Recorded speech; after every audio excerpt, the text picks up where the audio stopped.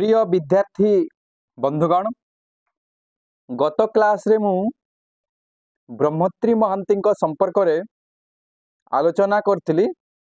ब्रह्मत्री महांती जीवनी एवं तांकर जो प्रथम कविता संकलन अवतरण संपर्क रे मु सूचना देइथिली।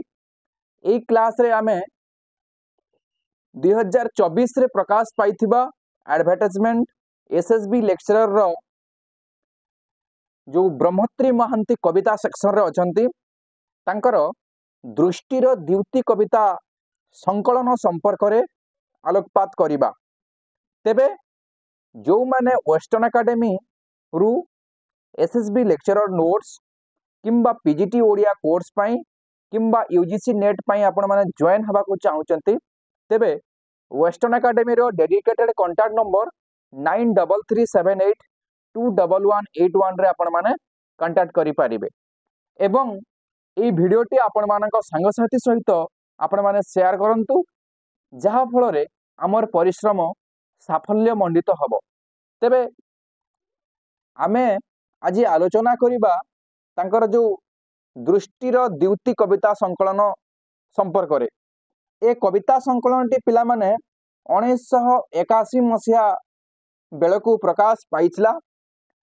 ब्रह्मत्री महांती काव्य मानसर एक सफल सृष्टि होउची ई दृष्टिर द्युति कविता संकलनटी। यह विशेष भाव रे जीवनर अनुभूति को प्रकाश करिबारे सफलता पाइछि। एही कवितार मुख्य बा एही कविता संकलनर मुख्य केतोटी स्वर बा केतोटी मुख्य चेतना ए कविता संकलन भितरे आमे पाइबा। जो माने पेन एवं पेपर धरिच लेखि पारिबो से होउची निसंगता बोध, प्रेम, मृत्यु चेतना, तापरे दार्शनिक अवबोध एवं ईश्वर चेतना एई कविता संकलनर पिला माने मूल भाव वस्तु। आउ गोटे इम्पोर्टेंट कथा मु आपण मानको कहिबी जे ए कविता संकलन टी पिला माने 1981 रे प्रकाशित हेछि किंतु एई कविता संकलन ओडिशा साहित्य एकाडेमी द्वारा 1983 अर्थात 2 वर्ष पर पुरस्कृत हेउछि। आपण माने मने रखिबे जे ब्रह्मत्री महांती केउ कविता संकलन 1983 मसिया बेलकु ओडिशा साहित्य एकाडेमी पुरस्कार पाइथिला। तले सेठी स्पष्ट भाव रे आंसर हबो जे दृष्टिर द्युति एई कविता संकलन रे आ गोटे इम्पोर्टेंट पॉइंट ई जो दृष्टिर द्युति कविता संकलन रे आमे देखिबा जे 60 गोटी निर्दिष्ट कविता एथिरे संकलित हेछि। अधिकांश कविता विशेष भाव रे सिंबलिक बा प्रतीक धर्मी कविता एई कविता संकलन रे रहिछि। आधुनिक कविता रे हम माने जानिचु जे प्रतीक प्राय एक गुरुत्वपूर्ण विभाव। प्रतीक माध्यम रे कवि माने अनेक सूचनात्मक कथा कहि थांती। सेतिरु ब्रह्मत्री महांती मध्य बात पड़ी नाहंती। तांकर किछि इम्पोर्टेंट कविता होउची तारा, चिठी, लाभा, रात्रि, ज्वरा, रौद्रा, लीला, क्षुधा, भूल ई जो ना धइली किछि कविता गुड़िक विशेष भाव में तांकर चमत्कार सृष्टि। चिठी तांकर गोटे अनन्य कविता। चिठी रे आमे देखिबा को पाइबा बा एई चिठी कविता रे आमे देखिबा को पाइबा जे काव्य नायिकार आद्य यौवन रे प्रियतम को लेखिथिबा नाना संबोधन परिणत बा जो प्रियतम काव्य नायिकार जो प्रियतम रही ता प्रति काव्य नायिका लेखिथिबा संबोधनात्मक कथा एवं ताको कौन करा जाउछि ना से परिणत बयस रे जेतेबेले ताको पढ़ी लाज बा लाज लागुछि एही कठोर वास्तवतार एक निच्छक चित्र आमे देखुचे एही चिठी कवितारे तथापि तथापि बसंत आलेख्य एही चिठी तारुण्यर प्रतिबिंब रूपे मान्यता तार हृदय रे पाउछि। सेहीपरि तांकर आउ एक प्रसिद्ध कविता ए संकलन रे संकलित होईछि रौद्र। यह मध्य एक तांकर प्रतीकात्मक कविता। एथिरे आमे देखिबा जे सामाजिक मूल्यबोध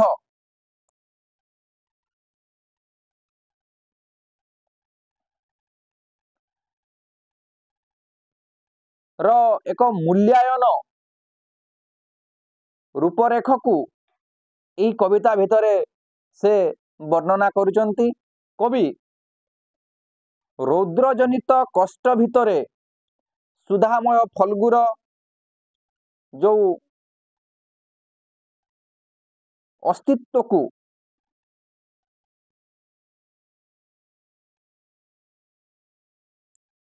देखंती रौद्र तापर अतिष्ट भितरे थिबा प्रच्छन्न अर्थ को देखंती। तेणु रौद्र क्रांतिकर विरक्ति व्यंजन एठी नुहे बरं एठी रौद्र कौन है ना सिग्न बा एक स्निग्ध सिंहरण अटे। कवि रौद्र को एक ताप बोली भावु नाहंती, रौद्र को एक उज्जवल स्निग्ध तापर आह्लाद बोली मने करूचंती।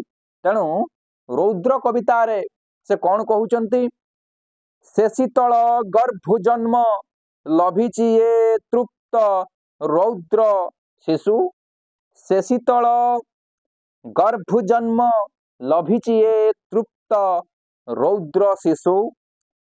मु तेणु भावुची एक तो मु तेणु भावुची तो अग्नि नुहे सुधा झरे ज्वलंत आकाशु। सुधा झरे ज्वलंत आकारु। दृष्टिर द्युति कविता संकलन रे कवि ब्रह्मत्री महांती केते गुड़ाए नारी चरित्र माध्यम रे निजर जो मूल वक्तव्य को बाढ़िबा को प्रयास करिछंती। सेही भली किछि कविता तांकर हेउची जननी ओ सजनी कविता रे से आधुनिक समयर मानसिकता पोषण करुथिबा नारी सत्ता किपरि सौजन्यता हराई बसिछि ताहाकू से अति सचेतनतार सह कविता को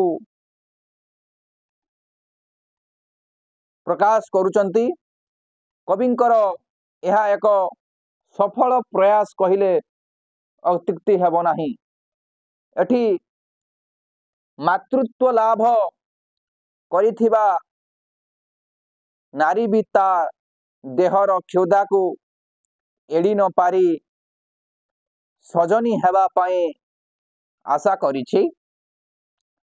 जणे सचेतन नारी भावरे निजे ब्रह्मत्री महांती समाज रे चलीथिबा एही घृण्य व्यभिचार तथा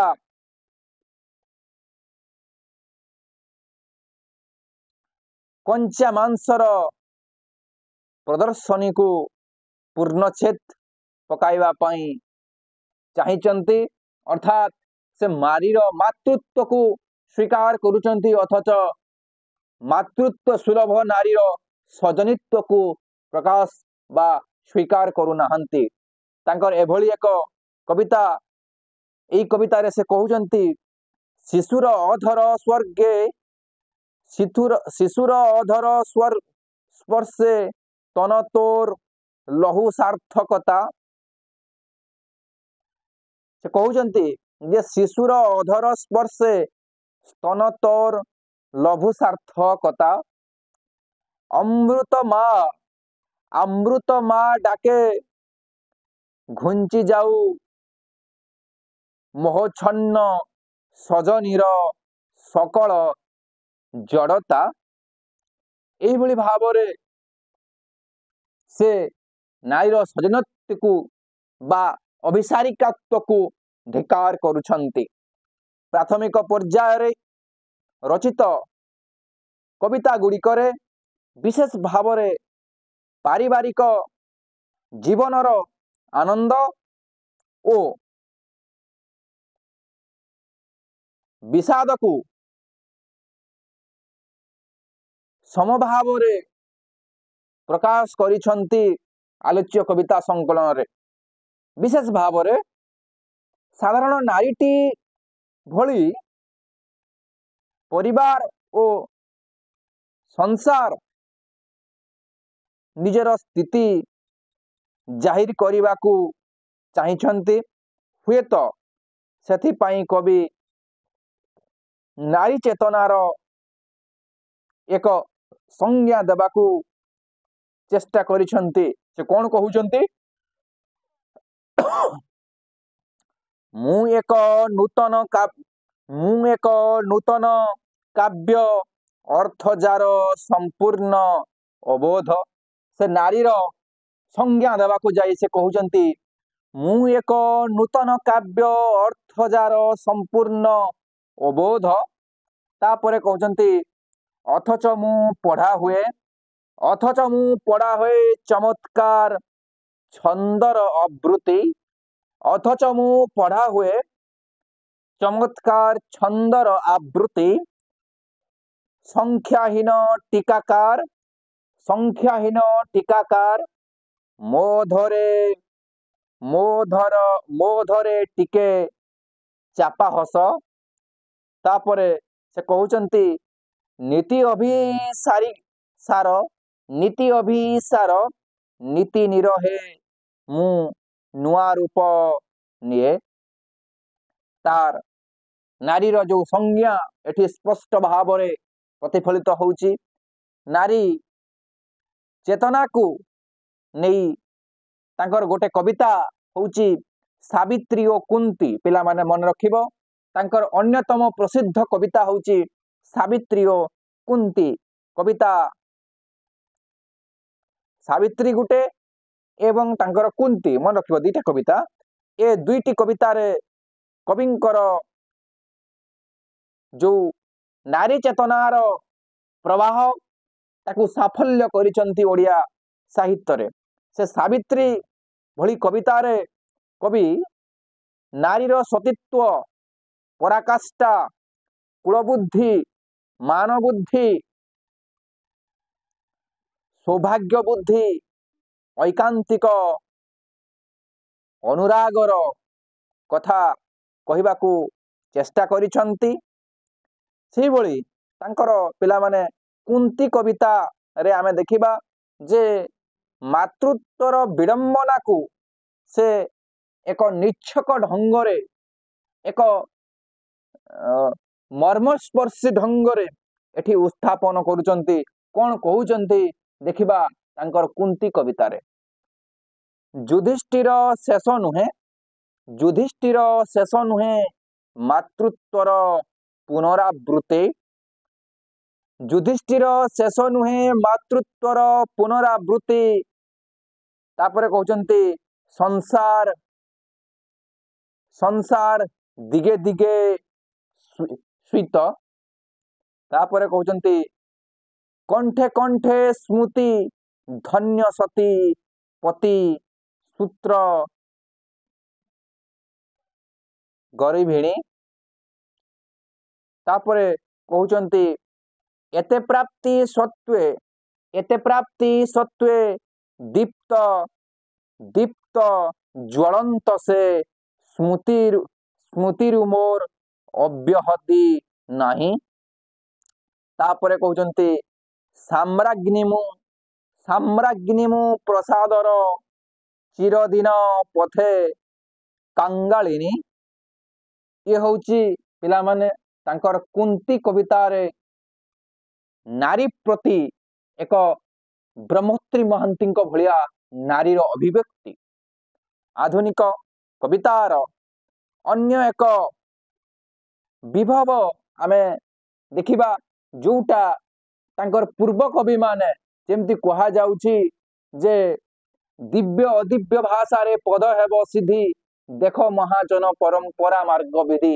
ଯେଭଳି ଭାବରେ ଉପେନ୍ଦ୍ର ଭଞ୍ଜ ଏ ସମ୍ପର୍କରେ ସୂଚନା ଦେଇ ଯାଇଛନ୍ତି, ଅଭିମନ୍ୟୁ ସାମନ୍ତ ସିଂହାରଙ୍କ ଭଳିଆ କବିତା କବି ଦେଇ ଯାଇଛନ୍ତି, ସେଇଭଳି ଭାବରେ ବ୍ରହ୍ମଶ୍ରୀ ମହାନ୍ତି ମଧ୍ୟ ତାଙ୍କ ରମାକାନ୍ତ ସୀତାକାନ୍ତଙ୍କ ଭଳିଆ କବିଙ୍କ କବିତାରେ ଯେଭଳି ଭାବରେ ମୃତ୍ୟୁ ଚେତନା ଆଚ୍ଛାଦିତ କରିଛି, ସେଇଭଳି ଭାବରେ ତାଙ୍କର ଏହି ଦୃଷ୍ଟିର ଦ୍ୟୁତି କବିତା ସଂକଳନରେ ମଧ୍ୟ ମୃତ୍ୟୁ ଚେତନାର ଏକ ଆମେ ଚିତ୍ର ଦେଖୁଛେ।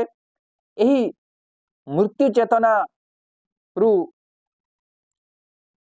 କବି କିଛି କବିତା ଲେଖୁଛନ୍ତି, ଯେମିତି ସ୍ୱରୂପ, ତାପରେ ଗୋଟିଏ ଆତ୍ମହତ୍ୟା ଓ କେତୋଟି ଆଲୋଡ଼ନ, ତାପରେ ହଉଛି ବେକାରର ମୃତ୍ୟୁ ମଧ୍ୟରେ ଆମେ ଦେଖିବା ତାଙ୍କର ଚମତ୍କାର ଭାବରେ ମୃତ୍ୟୁ ଚେତନାକୁ ଉପସ୍ଥାପନା। କେତେବେଳେ ଅନ୍ୟର ମୃତ୍ୟୁର ସନ୍ଦର୍ଶନରେ କବି ବ୍ୟଥିତ,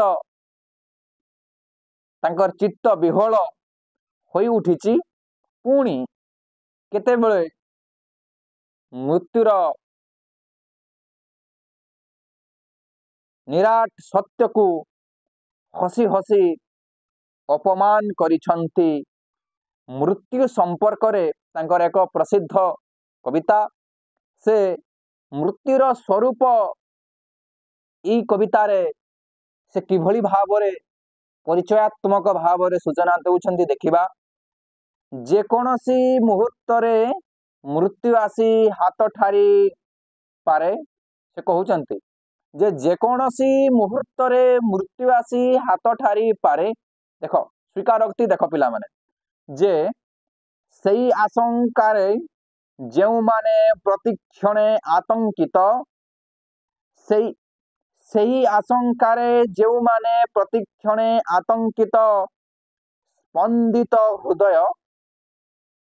ତାର ପରବର୍ତ୍ତୀ ଧାଡ଼ିରେ ସେ କହୁଛନ୍ତି ଜୀବନ ତ ସେମାନଙ୍କୁ କରେ ଉପହାସ, ଅମୃତରେ ଡୁବିଥିବା ସତ୍ୱେ। ତାର ପରବର୍ତ୍ତୀ ଧାଡ଼ିରେ କହୁଛନ୍ତି ଅଯଥା ମୃତ୍ୟୁର ଭয়ে ସେମାନଙ୍କ ସ୍ଥିତି ଆହା କେତେ ଦୟନୀୟ।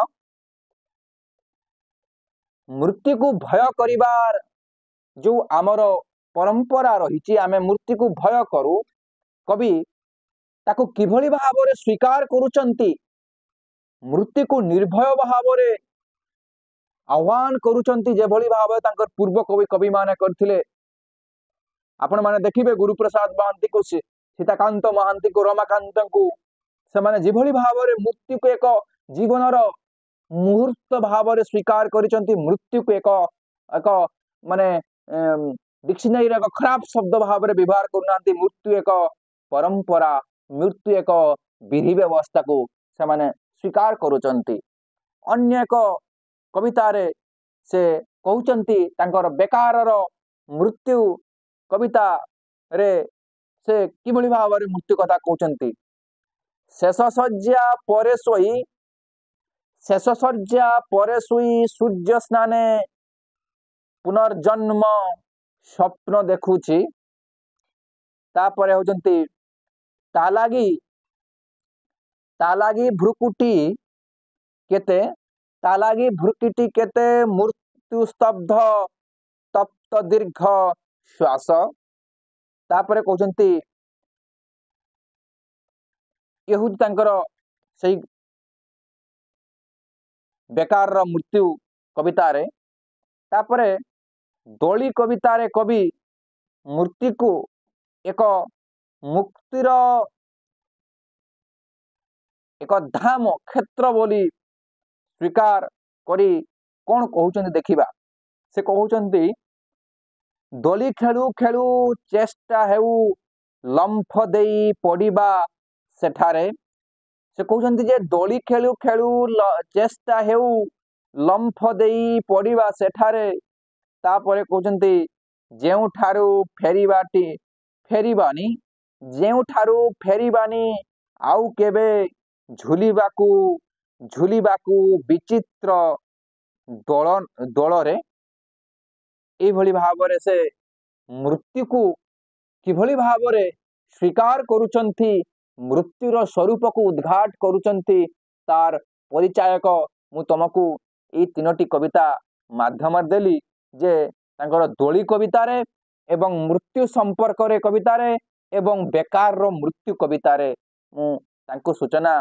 देली तापरे हमें देखिबा निसंगता निसंगता बोध आमे जानिचे एक चेतना आमे एई चेतनाटी आमे 60 परवर्ती ओडिया कविता रे आमे देखुचे जे निसंगता बोध विशेष भाव रे आमे देखिबा आधुनिक मनुष्यर एक सहपंथी जहाँकि विशेष भाव रे कविंक हृदय को उद्बोध होइची जे सकल प्राप्ति सत्वे मनीष अप्राप्तिर दुस्सह जंत्रणा किभली भाव ताकू दग्धीभूत करुची जेमती विशिष्ट गाल्पिक मनोज दास कहती जे जीवन रे दुईटी ट्राजेडी जहा पाइबा एवं न पाइबा आपण माने प्रश्न होई पारे जे पाइबा एवं न पाइबा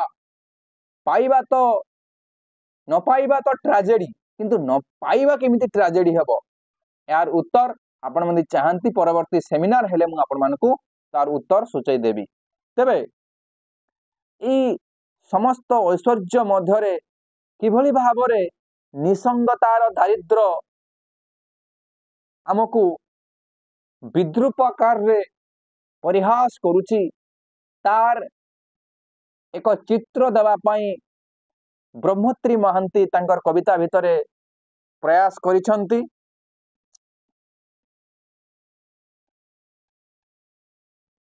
से कहउचंती तीव्र ई निसंगता शून्यतार दहनरु परित्राण पाई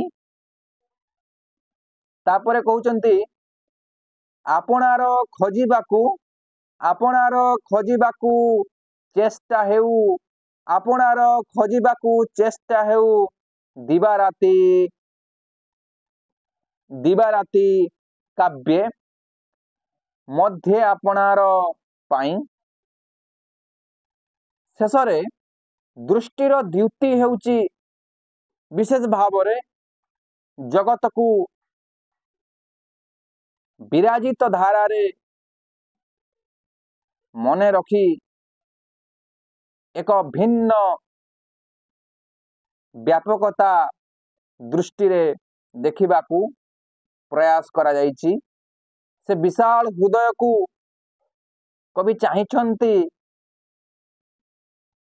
समस्त सीमाहीन संकीर्णता द्वेष ईर्षार अतिक्रम करी जहाकू आमे कहूचे ईश्वर चेतना बा अतीन्द्रियतार कथा से एई दृष्टिर द्युति कविता रे मध्य सेई कथाटी से कहउचंती तमे देखिबो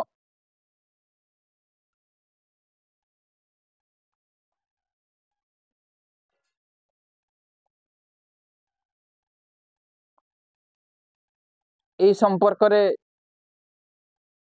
एठी कहा जाइछि कौन ना से हृदय लोड़ा मोर सीमाबद्ध समाजर तापरे कहउचन कृषा तीव्र तिरस्कार तापरे कहउचंती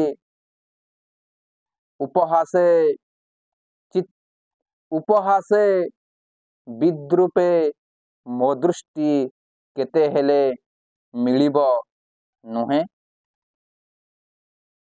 ताहार एक विपर्जय अप्रशस्त न हुए एभली एक चेतनार अन्वेषण रे यात्री होउछंती ब्रह्मत्री महांती। तेबे आज तो समय हो जाइछि आमे आसंता क्लास रे ब्रह्मत्री महांती आउ किछि कविता संकलन बा तांकर तृतीय कविता संकलन जोटा मोस्ट इम्पोर्टांट स्तबक जोटा पिला माने 1988 मसीहा बेलकू रचित होईछि से स्तबक संपर्क रे मु सूचना देवी रहिली नमस्कार।